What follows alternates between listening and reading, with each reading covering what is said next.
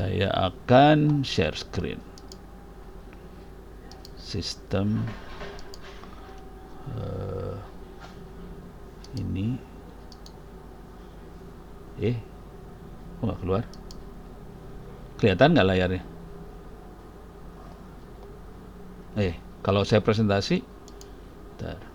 Ini kelihatan nggak ininya? Apa? Kok? Nggak kelihatan. Kalau oke, slideshow. Ini udah. Ini saya lagi slideshow. Kelihatan nggak? Nah loh. Mungkin salah layar. Jadi saya stop dulu share. Harus slideshow dulu baru share. Ternyata kayaknya gitu. Kalau nggak dia ngamuk. Persentase. Oh iya, salah layar dia. Nah ini harusnya kelihatan nih.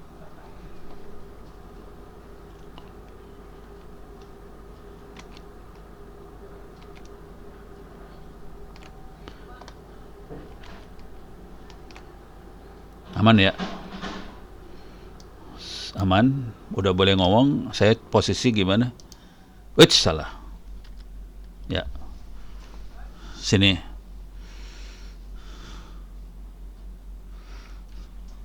Ya, udah boleh? Udah siap? Baik. Assalamualaikum warahmatullahi wabarakatuh. Kita akan bicara tentang Human AI Collaboration. Saya Ono Purbo.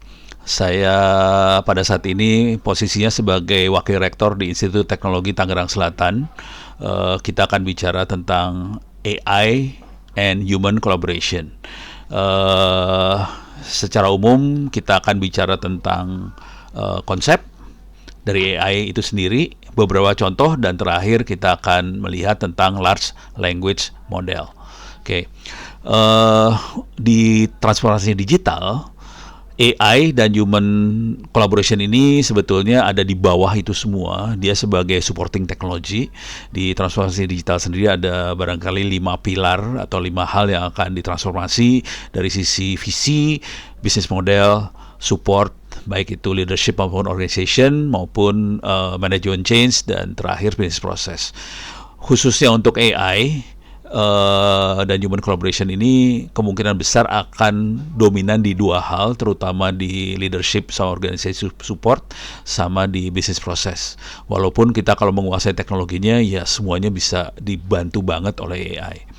Baik, dari sisi model, kita atau konsep dari AI sendiri kita bisa lihat di gambar di depan. Kita bisa lihat sebelah kanan itu adalah pimpinan, bisa presiden, bisa menteri, bisa direktur, manajer, leader, dan sebagainya, CEO. Itu sebelah kanan yang akan menentukan arah dari seluruh organisasi. Di sebelah kiri itu adalah si publik, masyarakat, customer, stakeholders, dan sebagainya. Nah, fungsi AI itu dibantu oleh sensor, bisa apps. Kalau kebetulan itu peralatan, ya bentuknya sensor atau Internet of Things, IoT. Itu akan diambil semua data-data yang ada di masyarakat, customer, dan sebagainya. Data itu akan diambil, masukin ke database yang besar. Database besar itu seringkali kita kenal dengan istilah big data, karena memang datanya besar sekali.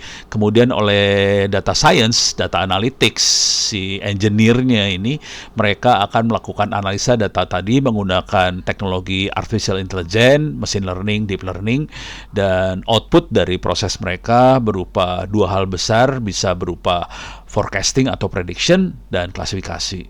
Hasil prediksi dan klasifikasi ini diberikan ke pimpinan, bisa itu presiden, menteri, CEO, direktur, manajer, leader, dan sebagainya, dan akhirnya mereka yang akan mengarahkan si organisasi untuk membuat bisa program pemerintah, bisa customer journey, bisa user experience yang baik supaya masyarakat, customer, atau apapun yang kita sensor itu menjadi sesuai dengan yang diinginkan.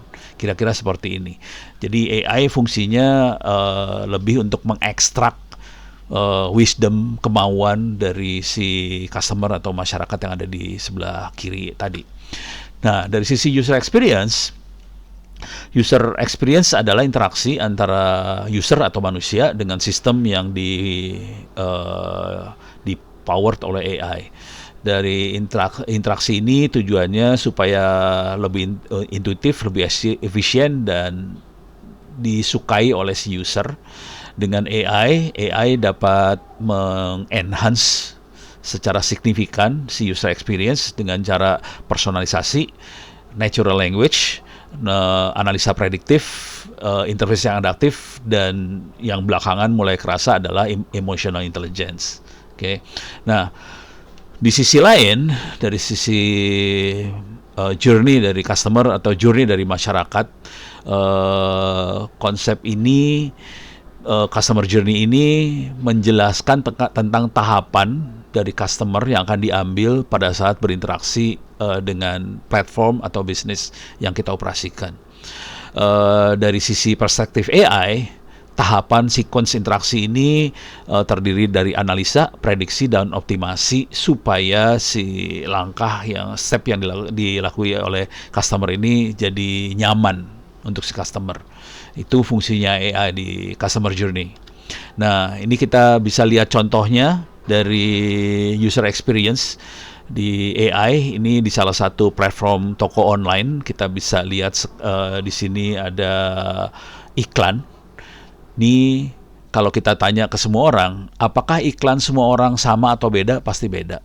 Jadi AI akan melakukan analisa kesukaan setiap orang dari apa yang kita cari, histori pencarian, histori pembelian, dan sebagainya. Akhirnya si platform akan melakukan kustomisasi, personalisasi supaya sesuai dengan si orang tadi. Jadi itu di belakangnya AI sih sebenarnya. Kalau kita tanya ke orang biasa, mereka biasanya menyebutkan algoritma. Jadi algoritmanya menyesuaikan, padahal sebetulnya itu AI atau machine learning yang beroperasi di belakang itu supaya si platform sesuai dengan kita. Jadi hal ini terjadi di semua lini, apakah itu platform online, apakah itu program pemerintah, semuanya seperti itu. Mereka akan melakukan analisa dari kebiasaan yang ada dan kemudian dipersonalisasi supaya sesuai persis dengan apa yang kita kehendaki atau masyarakat kehendaki atau dikehendaki oleh si pengguna. Kira-kira seperti itu. Dan dengan itu si platform atau si pemerintah jadi user akan merasa nyaman dengan platform, masyarakat nyaman dengan pemerintah, customer nyaman dengan organisasi, perusahaan, dan sebagainya. Jadi AI membantu sekali proses itu supaya terjadi. Nah, ini adalah contoh dari user experience. Contoh lain kita bisa lihat di peta. Kita semua tahu di peta kalau warna hijau itu jalan lancar. Kalau warna merah itu jalannya macet. Kalau warna merahnya gelap banget itu jalannya tidak jalan. Nah, ini adalah klasifikasi. Bagaimana caranya si peta tahu, map ini tahu bahwa ini macet dan sebagainya, sebetulnya sama siklus yang tadi diperlihatkan. Si map ini akan melakukan monitoring atau kasarnya memata-matai dari si handphone yang dipakai oleh pengguna. Dengan cara itu dia bisa tahu jalannya yang macet mana, yang lancar yang mana. Itu klasifikasi. Dengan teknik yang sama, karena dia menyimpan kondisi jalan selama bertahun-tahun, dia bisa map ini bisa juga melakukan forecasting sih sebenarnya. Cara forecasting sebenarnya nggak susah, kita bisa. Jadi ini yang barusan saya jelaskan adalah contoh adalah traffic classification. Nah, selanjutnya kita bisa lihat forecasting. Ini adalah forecasting dari perjalanan dari Tangerang ke Jakarta, macetnya di mana aja. Nah, ini kalau kita lihat sepintas kayaknya biasa aja. Tapi kalau kita lihat tanggalnya di sini, tahunnya sebetulnya 2025. Ini belum kejadian sih. Jadi map ini sebetulnya bisa kita mainkan untuk melakukan forecasting ke depan. Memang si map ini tidak tahu bahwa akan ada jalan baru yang akan dibangun pada tahun 2025, dia nggak tahu. Dengan kondisi jalan apa adanya, dia bisa menebak kira-kira setahun lagi lebih itu akan macet di mana aja. Ini forecasting. Jadi si AI bisa melakukan klasifikasi, bisa melakukan forecasting. Kira-kira seperti ini tekniknya. gitu ya. Tapi inti dari ini semua dia harus menyimpan data yang besar, big data, supaya forecastingnya tidak salah. Kira-kira seperti itu. Nah, yang tidak kalah menarik di sini perkembangan selanjutnya dari AI adalah berkembangnya large language model. Large language model ini perkembangan lebih lanjut dari AI. Dia itu sudah masuk kategori generative AI. Jadi dia bisa mengenerate informasi. Kalau yang sebelumnya itu hanya menganalisa informasi yang ada atau data yang ada. Kalau yang ini, large language model ini mengenerate informasi, tapi dia masih, kalau large language model ya, itu masih dibatasi pada bahasa, language. Teknologi yang sama berkembang sekarang sudah tidak dibatasi bahasa sih sebenarnya.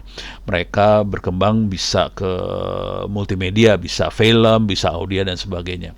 Jadi large language model adalah tipe dari artificial intelligence yang dapat recognize, bisa mengetahui, understand, mengerti, dan mengenerate bahasa manusia. Jadi yang penting di sini adalah di bagian understand sama generate. Understand ya dalam tanda kutip sih sebenarnya. Yang keren adalah generate-nya. Dengan teknik yang sama kita bisa generate macam-macam akhirnya hari ini. Oke. Model ini di training dengan data yang sangat besar sekali, tapi teks. Kalau LLM, large language model, bentuknya teks yang memungkinkan dia melakukan tugas yang sangat beragam sekali, termasuk menerjemahkan, translation, mensummary, menjawab pertanyaan, menulis, bahkan ngoding, membuat pemrograman. Dan ini kita berinteraksi dengan sistem dengan bahasa manusia biasa, tidak perlu menggunakan kode sebetulnya, menggunakan bahasa manusia dan dia bisa menerjemahkan ke dalam sistemnya dia. Itulah language model. Contoh yang paling real adalah ChatGPT atau Gemini dan sebagainya. Jadi AI dengan adanya large language model mengoptimalisasi interaksi antara manusia dengan mesin AI tadi, dan akhirnya mendukung produktivitas cara kerja dan budaya organisasi. Oke. Yang tadinya ini sebagian besar teknologinya itu AI itu sangat teknologi banget, sementara yang lainnya budaya, leadership dan sebagainya itu kayak gunung es ada di dalam laut. Dengan adanya generatif AI itu semua udah mulai muncul di atas permukaan, dan yang ini akibatnya impact terhadap organisasi perusahaan itu jadi besar sekali. Karena yang tadinya ada di bawah laut, di bawah permukaan, jadi muncul keluar dibantu oleh generatif AI ini. Oke. Nah, ini jadi kayaknya kerennya di sebelah sana. Nah, ini kita ini ada beberapa, ini contoh bagaimana kita membuat prompt. Kalau di ChatGPT atau large language model kita biasanya menggunakan prompt.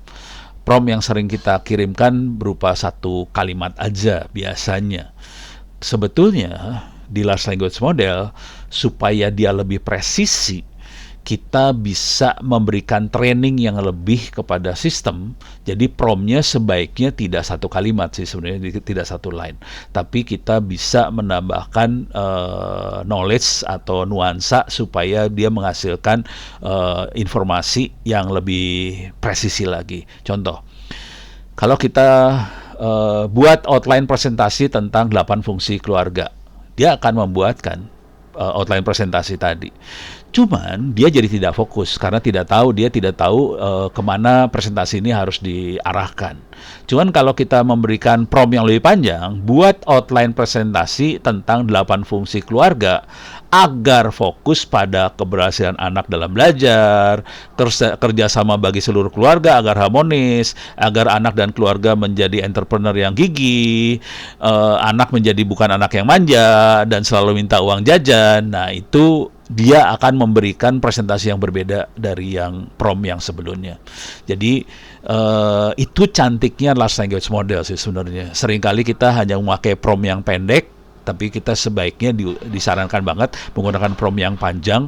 Kalau dalam sebuah organisasi, biasanya prompt panjang ini yang lebih ekstrimnya, kita bisa sampai ratusan kalimat kita masukkan supaya hasilnya menjadi presisi sekali. Pada teknik yang lebih tinggi lagi, biasanya kita masukkan mesin dulu. Ada mesin yang buat membantu membuatkan prompt, gitu ya. Tapi oke lah, itu di luar konteks. Kita akan ini contohnya kali ini pakai Gemini contohnya, buat outline presentasi 8 fungsi keluarga. Ini hasilnya kira-kira. Jadi outline presentasi, ada pendahuluan, bagian utama, dan 1, 2, 3, 4, 5, 6, 7, 8 keluar semuanya. Tapi kalau kita tambahkan tadi konteksnya, knowledge-nya, dia akan berubah yang luar biasa. Nah, salah satu framework yang barangkali menarik untuk prompt engineering AI, salah satunya barangkali RODES framework ini menarik untuk dipakai untuk kita yang mengenerate prompt. Pertama kita lihat role, objektif, detail, example, sense, check untuk konfirmasi apakah hasilnya memang cocok dengan apa yang kita mau ya. Oke. Nah, 5 hal ini, role, objective, detail, example, sense check ini bisa kita pakai pada saat kita membuat prompt tadi. Gitu. Kalau sederhananya, kalau saya pribadi biasanya sederhananya saya banjiri aja promptnya dengan informasi semaksimal mungkin. Cuman biasanya si platformnya kalau terlalu banyak dia komplain sih. Jadi itu yang akan membuat ini menjadi menarik banget. Nah, kalau kita sudah mengerti seperti itu, sebetulnya kita bisa membuat engine, kita bisa membuat mesin tambahan untuk membuatkan prompt. Di mesin tambahan itu kita bisa masukkan informasi-informasi, bisa berupa file PDF. Misalnya, ini misal kita pengen membuat aturan perusahaan atau membuat SOP perusahaan. Tentunya kalau kita posting langsung di platform online, itu pasti nggak akan keluar dengan baik.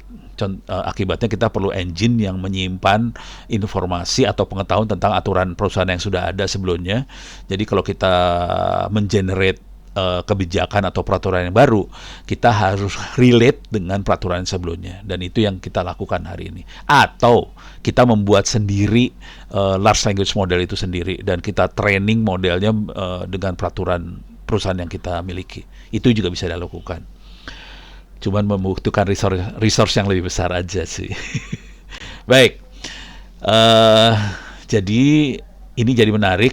Generative AI atau LLM bisa menjadi transformative force dalam digital transformation, karena dia memungkinkan organisasi bisa melakukan otomasi di luar yang biasa kita lakukan, karena dia punya kemampuan untuk reasoning atau berpikir tanda kutip, mempunyai bahasa yang lebih natural dan sangat fluent dalam bahasanya, dan kemampuan untuk menghandle tugas-tugas yang kompleks yang sebelumnya tidak mungkin dilakukan oleh AI yang tradisional.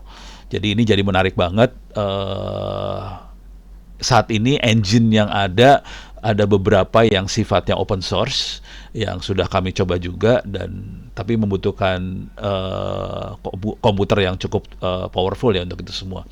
Dan kalau ini bisa dilakukan, akan ada banyak hal yang cukup menarik yang bisa dilakukan, seperti interface untuk melakukan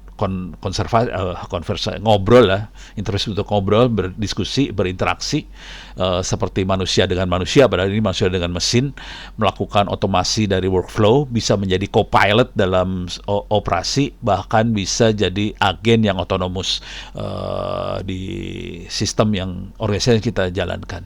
Jadi ini menarik banget karena akhirnya kita sangat dibantu banget dalam beroperasi oleh AI ini, terutama generative AI. Baik, dengan itu saya tutup. Terima kasih banyak. Thank you. Mudah-mudahan bisa bermanfaat. Billahi taufiq wal hidayah. Assalamualaikum warahmatullahi wabarakatuh.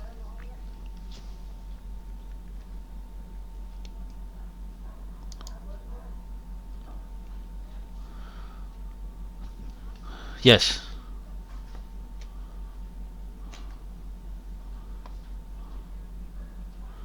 Direkam ya? Boleh. Boleh ntar di copy paste ya. Oke.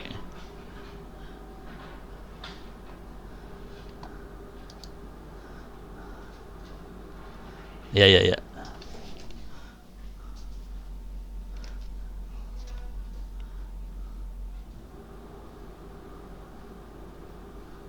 Ya, ya, ya, ya. Ya. Ya, oke.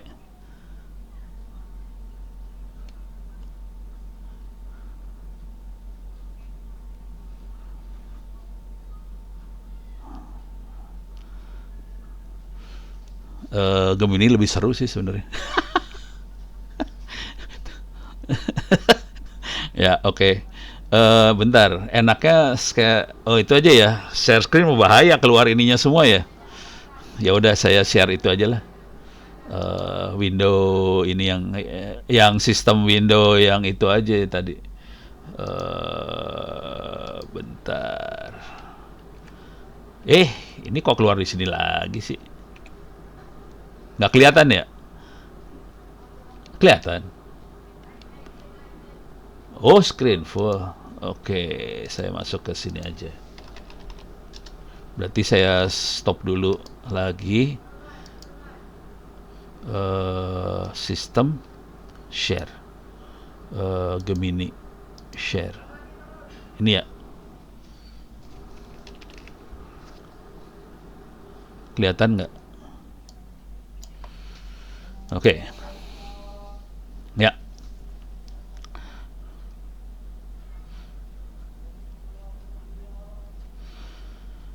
Baik, kita akan coba tes prompting di Gemini. Oke.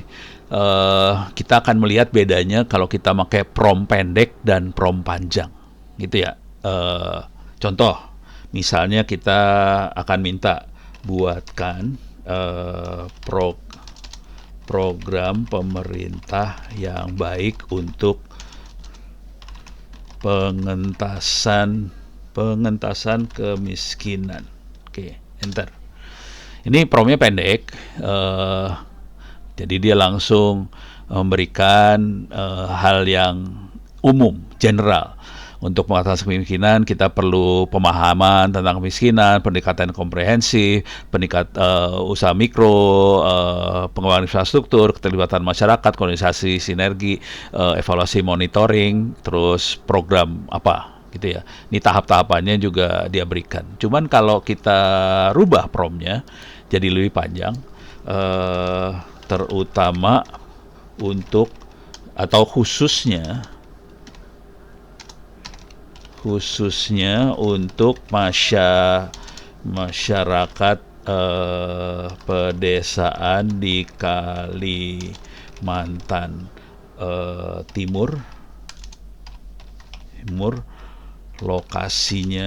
lokasi dekat dengan IKN dan pertambangan batu bara.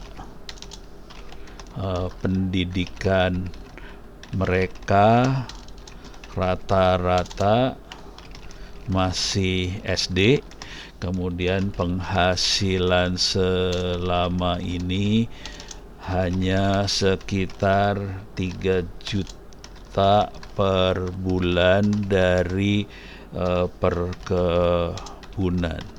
Mereka ingin supaya diperkenalkan dengan di digital ekonomi